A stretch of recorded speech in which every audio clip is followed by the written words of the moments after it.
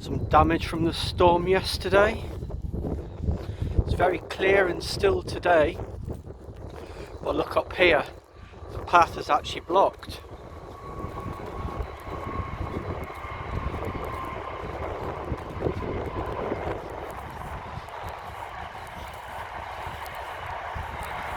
And have to go around it.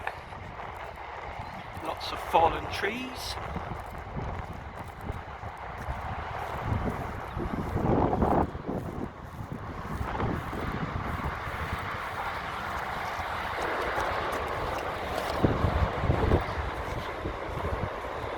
Yeah, it was pretty windy yesterday.